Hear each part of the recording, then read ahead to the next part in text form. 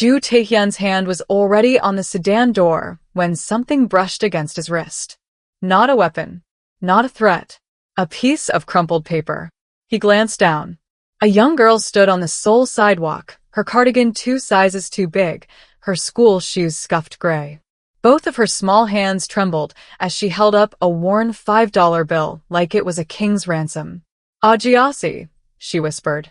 "This is everything I have." His enforcers reacted before he did. Hands moved to concealed weapons, bodies shifted into protective formation. Too aggressive, too fast. Taehyun raised a single finger. They froze. No one approached him like this. People who wanted his attention paid in information, in territory, in blood. Not pocket change from a child savings. He lowered himself slowly, expensive Italian leather meeting dirty concrete, until his eyes were level with hers. "What are you buying, little one?" She struggled to breathe evenly, forcing each word past the terror. "My father's dying," she said. "The hospital turned us away." That made him pause. Seoul's hospitals didn't turn away the dying. Not unless someone had made a call. She leaned forward slightly, her voice dropping to something raw. "They said his name is on a list. They said if we make trouble, he'll never see a doctor again." That's when Taehyun noticed the details. Her fingernails bitten down to the quick. The way she kept checking the alley behind her. The faint outline of exhaustion beneath her eyes. The kind that came from sleeping in hospital waiting rooms. And something else, the rigid posture of a child who'd been forced to become an adult far too soon. The Mafia boss reached out slowly and took the $5 bill. Not because his empire needed it, but because whatever she was about to ask was worth far more than the entire fortune he'd built in the shadows. "Stay with me to the end, because what this little girl asked a man who controlled half of Seoul's underworld changed everything he thought he knew about power."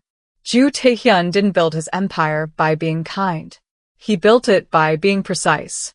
Every move he made was calculated. Every deal structured. Every debt collected. In the neon-lit streets of Gangnam, his name wasn't spoken. It was whispered.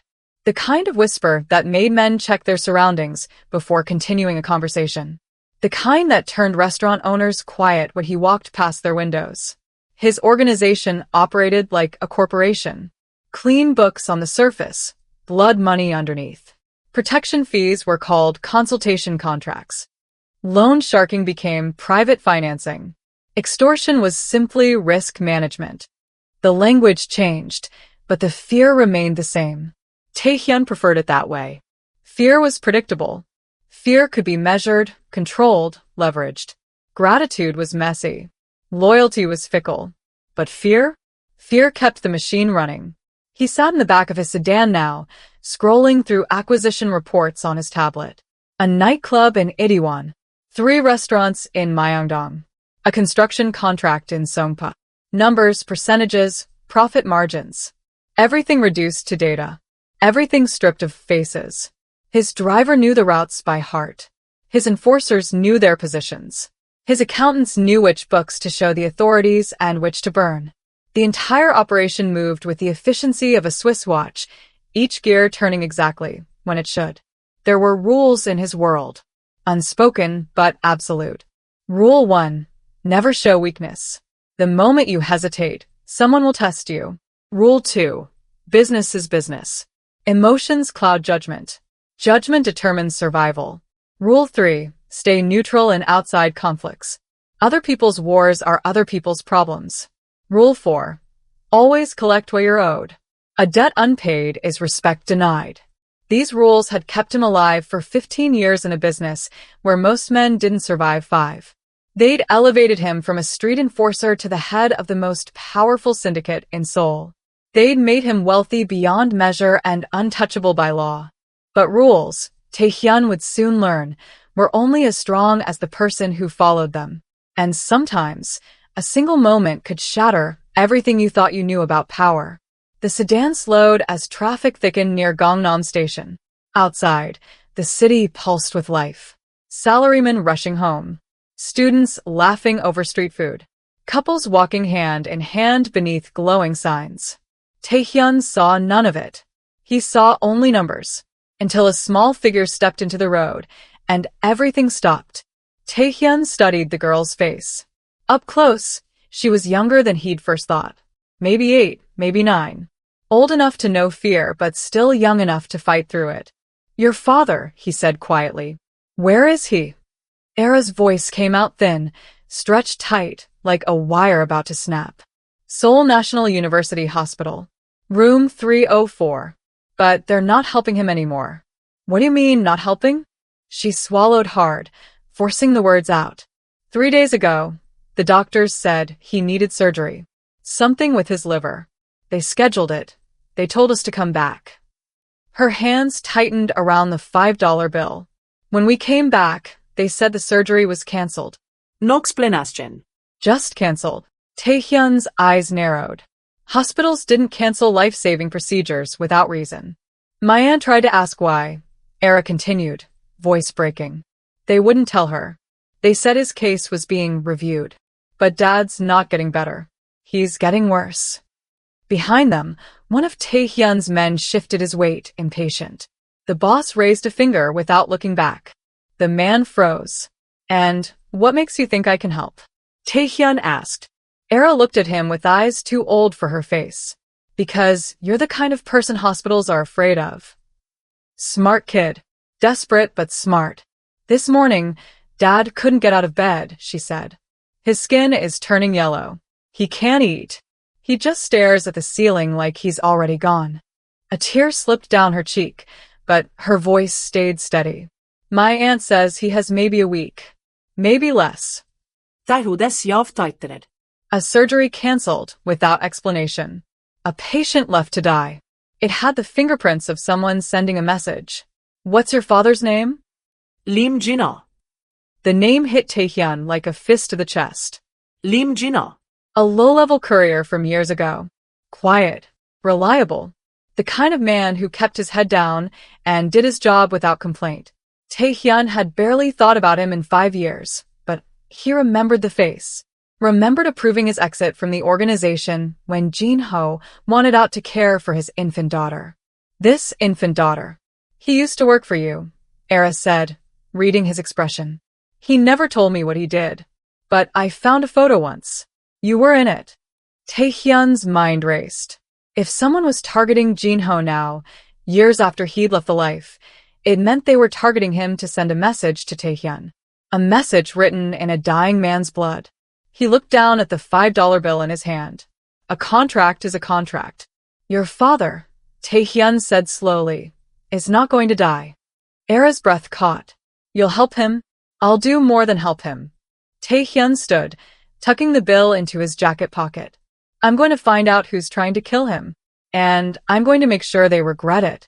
Taehyun's office occupied the top floor of a building that didn't officially exist in any public records. Floor-to-ceiling windows overlooked the Han River, but the glass was one-way, bulletproof, and swept for surveillance devices twice a week. He stood at those windows now, phone pressed to his ear, waiting. Found it. Came the voice of Park Min-jae, his information specialist. Lim Jin-ho. Joined the organization in 2015 as a courier. Clean record. No arrests, no incidents. Requested discharge in 2019 to care for his daughter after his wife died in childbirth. I remember approving it, Taehyun said. What happened after? The sound of typing filled the line. Looks like he went legitimate. Factory work, delivery jobs, construction. Barely scraping by, but staying clean. A pause. Then his name shows up on a hospital blacklist 6 months ago. Taehyun's grip tightened on the phone. Whose list? That's the interesting part. The order came from someone using your authorization code. The room went cold. Impossible, Taehyun said. I never issued that order. I know.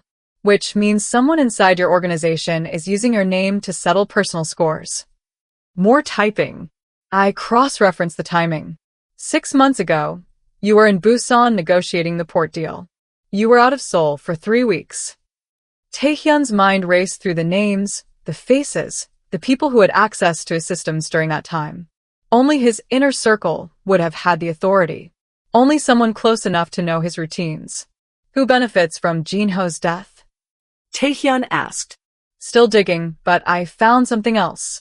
Jin-ho wasn't just any courier. Back in 2018, he was the one who delivered evidence that took down the Choi faction. You remember that?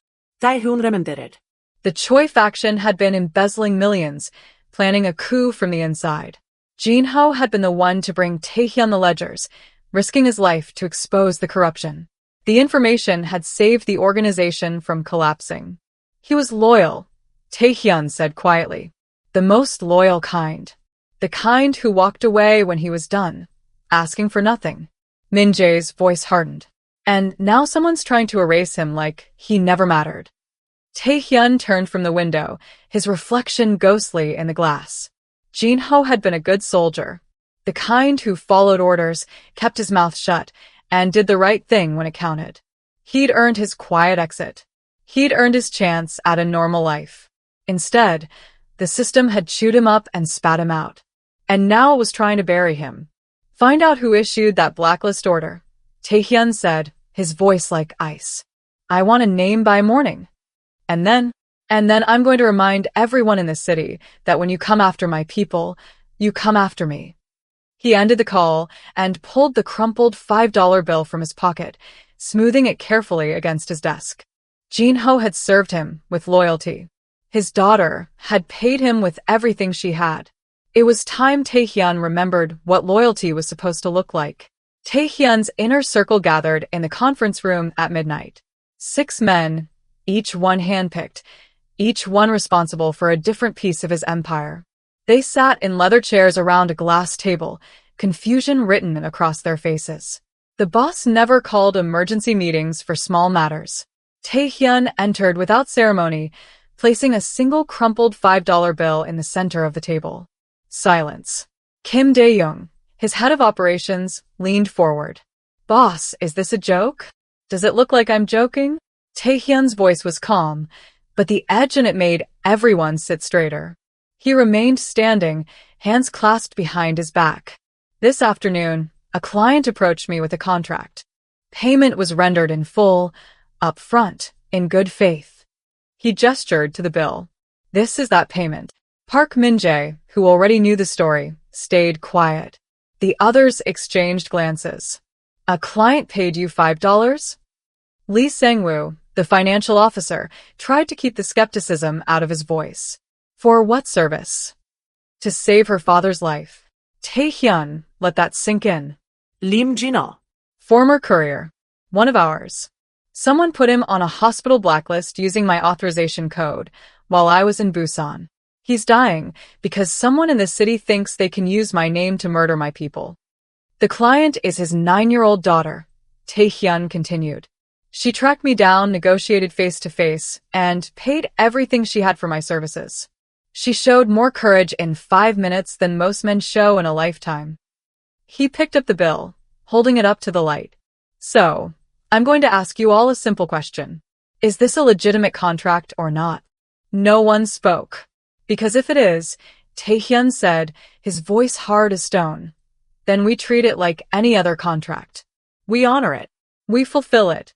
And we eliminate anyone who tries to interfere with our business. Kim Dae-young cleared his throat. With respect, boss, the amount. The amount, Tae-hyun cut him off, is what the client could afford. Are we in the business of helping people or not? Or do we only move when the zeros are big enough? The question hung in the air like smoke. I built this organization on one principle, Tae-hyun said. Our word is our bond. A deal is a deal. A contract is a contract. He placed the $5 bill back on the table. This girl trusted me with her father's life. She paid me everything she had.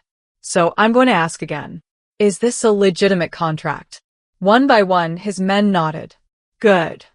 Tae-hyun's expression didn't soften, but something shifted in his eyes. Min-jae, you're tracking the blacklist origin.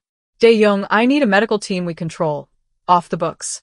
Sang-woo, liquidate whatever you need to cover hospital costs. I want Jin-ho in surgery within 48 hours. He picked up the $5 bill and slipped it into his wallet, right next to a black card with no spending limit. Gentlemen, he said quietly, we have work to do. Park Min-jae slid a folder across the table. Lim Jinho. Former courier. Currently blacklisted at Seoul National University Hospital under a fraudulent order using the boss's authorization code. The temperature in the room dropped. Someone used my name, Taehyun continued, to condemn a loyal soldier to death. Someone in this organization thought they could hide behind my authority to settle a personal vendetta. He let that sink in. I want to know who, and I want to know why. Kang Do-hyun, the financial officer, pulled the folder closer, scanning the documents. If the blacklist was issued 6 months ago, the trail's going to be cold. Then warm it up. Taehyun's eyes swept the room. I want hospital records. I want to know every person who accessed that system. I want phone logs, security footage, bank transfers. Someone got paid to put Jinho's name on that list. Find them. And the father? Asked Choi Young-min, the logistics coordinator. He needs surgery. Liver failure. The hospital won't touch him because they think I want him dead. Daihudes javtaittered. We're going to correct that misunderstanding. Li son was treten. You want us to make them do the surgery? I want you to make them want to do the surgery. Quietly. Professionally. Taehyun picked up the $5 bill, holding it up to the light. This is a contract. That means Jinho is under my protection. Anyone who interferes is interfering with my business. And we all know what happens to people who interfere with my business. The men nodded. They understood. In their world, contracts were sacred. It didn't matter if the payment was 5 million won or $5. A deal was a deal. Min-jae, I want the hospital director's file in 1 hour. Sang-woo, pull together a team. 3 men low profile. Choi, arrange transportation for the girl and her aunt to a safe location. Taehyun folded the bill carefully and returned it to his pocket. As of now, Lim Jinho is a priority asset. We protect him like we protect our own. Because he is our own, Park Min-jae said quietly. Taehyun met his eyes. Exactly. The men rose from their chairs, moving with purpose. This was what they knew. Orders. Action. Results. But as they filed out of the room, Taehyun stayed behind, staring at the empty table where the $5 bill had rested. Somewhere in this city, a little girl was waiting to see if a monster would keep his word. He intended to prove that even monsters had honor. Seoul National University Hospital's administrative wing went dark at 2:47 a.m. Not a blackout. Just the systematic shutdown of security cameras on the 3rd floor, executed remotely by someone who knew exactly which servers to access. By the time the night shift security guard noticed the blind spots on his monitors, 3 black sedans were already parked in the underground garage. Lee Sang-woo moved through the corridor like a shadow, his team flanking him in perfect formation. They wore dark suits, not masks. This wasn't a robbery. It was a business meeting that the other party didn't know they were attending yet. The hospital director's office was on the 3rd floor, corner suite, mahogany door with a brass nameplate that read Dr. Han Ji-woo, Chief Administrator. Sang-woo didn't bother knocking. The lock clicked open under his touch, courtesy of the electronic bypass device Min-jae had provided. Dr. Han looked up from his desk, eyes wide, hand frozen halfway to the phone. I wouldn't, Sang-woo said calmly, closing the door behind him. His 2 companions took positions by the windows, silent as statues. We're not here to hurt anyone. We're here to discuss a patient. Dr. Han's face went pale. Who are you? Representatives of someone whose name was used without permission. Sang-woo placed a folder on the desk. Lim Jinho. Room 304. You canceled his surgery 6 months ago based on a blacklist order. We need that order reversed. I don't know what you're talking about. Sang-woo opened the folder, revealing photocopies of the blacklist document, complete with a forged authorization code. This order came through your office. Someone paid you to let a man die. We're offering you the opportunity to correct that mistake. Der. Hans hand trembled. I can't just. Yes, you can. Sang-woo's voice remained calm, but the temperature in the room seemed to drop. You're going to schedule Lim Jinho's surgery for tomorrow morning. You're going to assign your best surgical team. You're going to personally ensure he receives the same level of care you'd give to a cabinet minister. And if I refuse? Sang-woo leaned forward, hands flat on the desk. Then we'll have a very different conversation about who authorized that blacklist, about who accepted payment to condemn an innocent man, about how that information might find its way to the medical board, the police, and every major news outlet in Seoul. The blood drained from Dr. Han's face. Or, Sang-woo continued, straightening, you can do the right thing. Save a man's life. Forget this conversation ever happened. And we'll forget we ever found evidence of your involvement. The silence stretched between them like a wire pulled taut. Dr. Han's hand moved away from the phone, reaching instead for his computer keyboard. The surgery will be scheduled for 8 a.m. Dr. Kwan's team. They're the best we have. Excellent decision. Sang-woo removed a business card from his pocket, placing it on the desk. No name, just a phone number. If anyone tries to interfere with that surgery, you call this number immediately. Are we clear? Dr. Han nodded, unable to speak.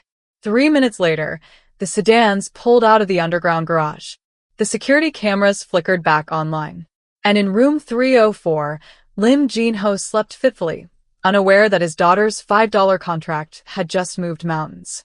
The operating room lights had been burning for 3 hours when the elevator chimed at the end of the private wing. Sang-woo, one of Tae-hyun's men, heard it.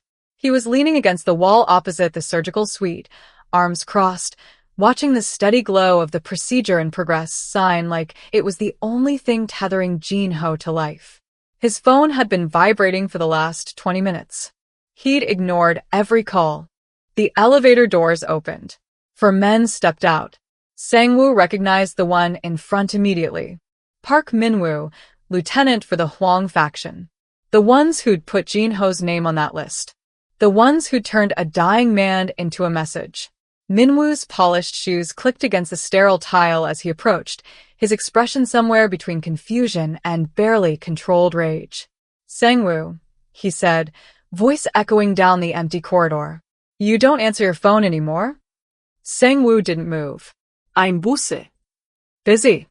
Min-woo stopped 10 feet away, his men fanning out beside him. We had an understanding. Lim Jin-ho was marked. You don't touch marked assets. That's how neutrality works. I'm not touching him, Sang-woo said calmly. The surgeons are. Min-woo's jaw tightened. Don't play games. Your boss locked down an entire hospital wing for a nobody. You're making us look weak. You made yourselves look weak when you needed a blacklist to handle one sick man. The temperature in the hallway dropped. Min-woo's hand drifted toward his jacket.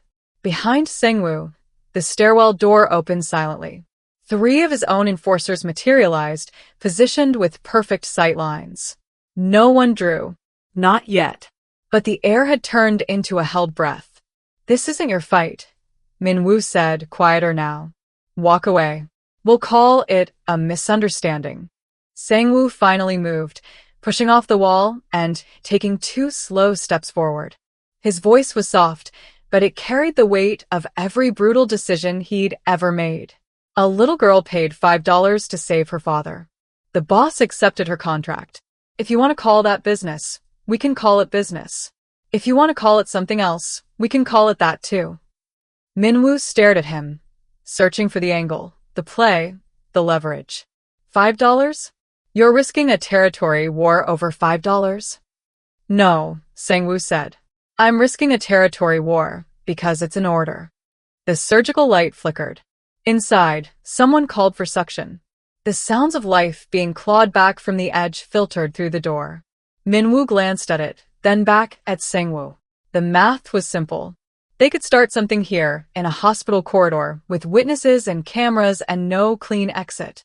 Or they could retreat and regroup. Min-woo chose survival. He stepped back, jaw working with suppressed fury. This isn't over. It is for tonight, Sang-woo said. They left the way they came. The elevator swallowed them.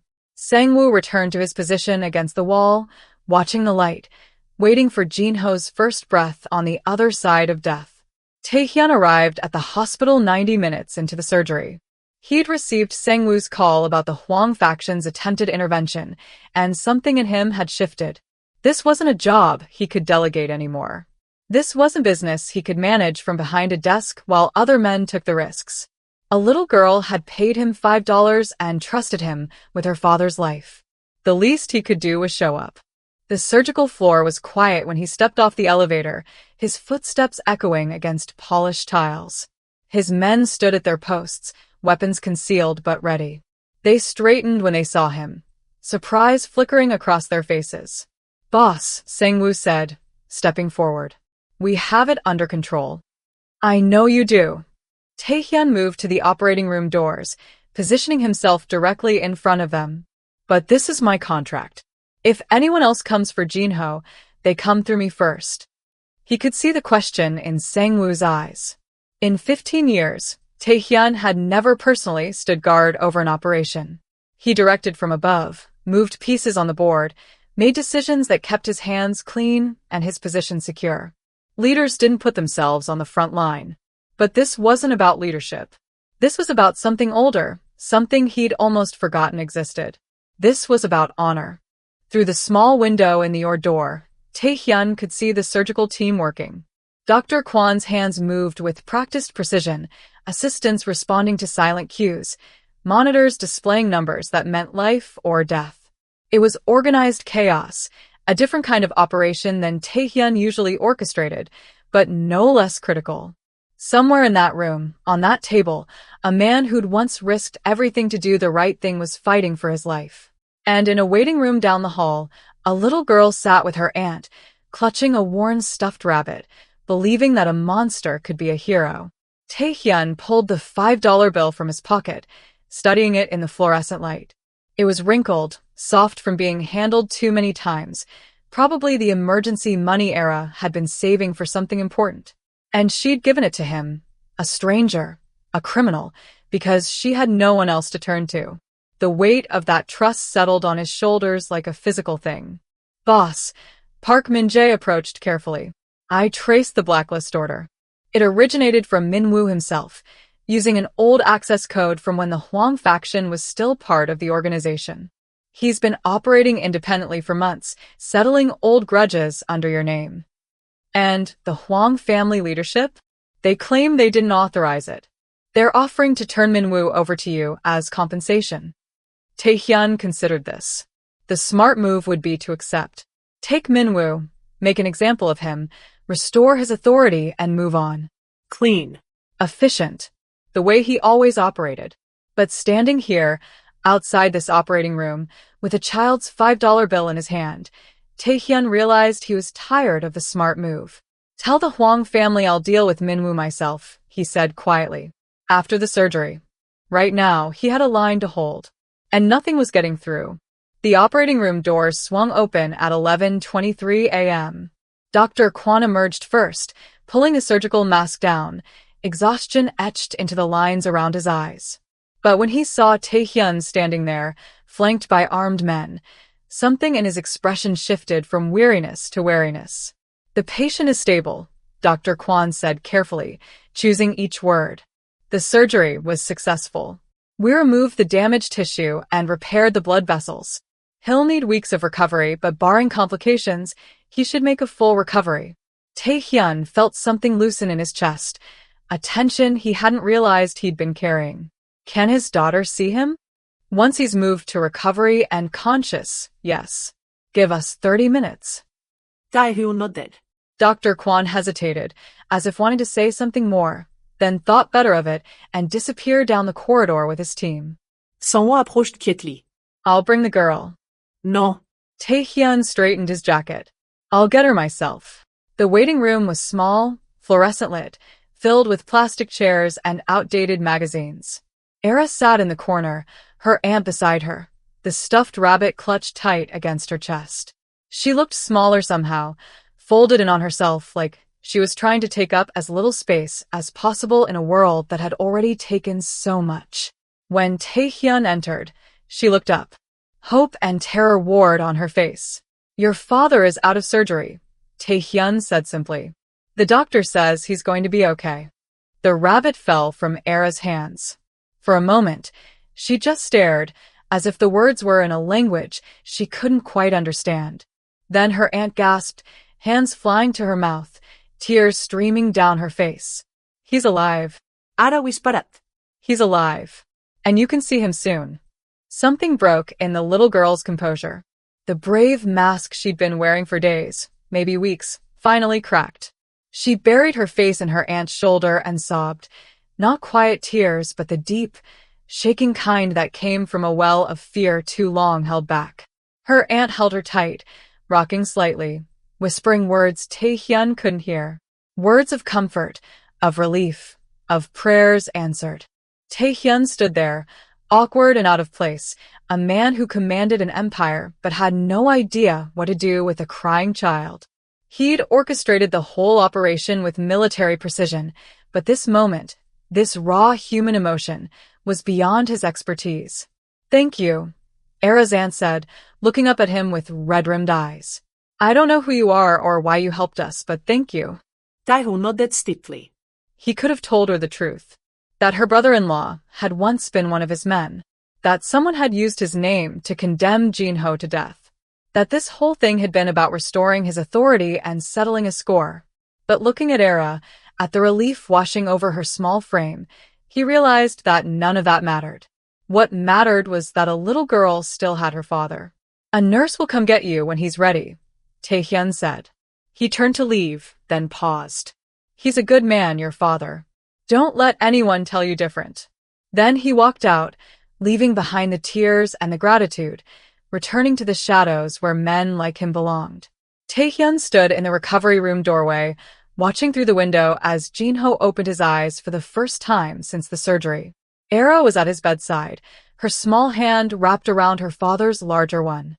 She was talking, words tumbling out too fast, telling him everything about the surgery and the doctors, and how scared she'd been. Jin-ho's eyes were glassy with medication and emotion, but he was listening, squeezing her hand weakly, alive. The aunt noticed Tae-hyun first. Her eyes widened in recognition, then she whispered something to Jin-ho. The man's gaze shifted to the doorway, and even through the fog of painkillers, Tae-hyun saw the moment Jin-ho understood who had saved him. Their eyes met across the glass. Jin-ho's lips moved, forming words Tae-hyun couldn't hear, but understood anyway. "Thank you." Tae-hyun gave a slight nod. Then he pulled the $5 bill from his pocket, the one that had started everything, and slipped it under the recovery room door. It slid across the polished floor, coming to rest near Era's foot. She looked down, confused, then back up at the doorway. But Tae-hyun was already walking away. "The debt is paid," he said to Sang-woo, who fell into step beside him. "Make sure they're protected. 24-hour watch until Jin-ho is discharged, then set them up somewhere safe. New apartment, clean neighborhood, far from anyone who might remember Jin-ho's past. And the Hwang faction? Go Suk-jin used my name to condemn an innocent man. That's not a debt that can be negotiated." Tae-hyun's voice went cold. "He answers to me personally. Tomorrow." They walked through the hospital corridors, past nurses and patients who had no idea they were sharing space with one of Seoul's most dangerous men. To them, he was just another visitor in an expensive suit, leaving flowers for a sick relative. That anonymity felt different now. Not like hiding, like protection. As they reached the underground garage, Park Min-jae was waiting by the sedan. The blacklist has been scrubbed from every hospital database in Seoul. Jin-ho's records show he's a priority patient with full coverage, courtesy of an anonymous benefactor. Good. Tae-hyun paused before getting into the car, looking back at the hospital building. Somewhere up there, a little girl was getting her father back.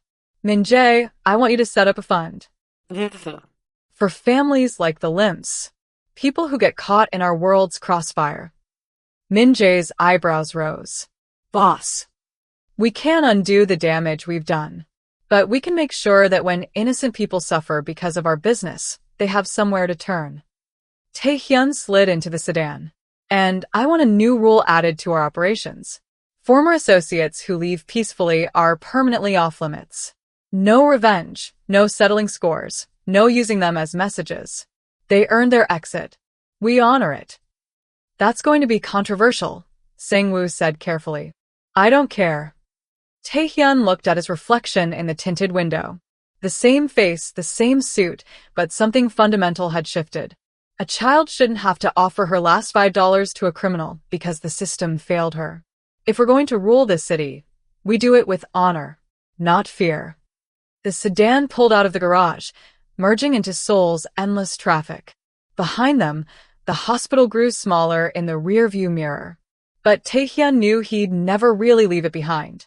That moment on the street, when a little girl had looked at a monster and seen her only hope, had changed something irreversible. He'd spent 15 years building an empire on fear. Maybe it was time to build something worth protecting instead.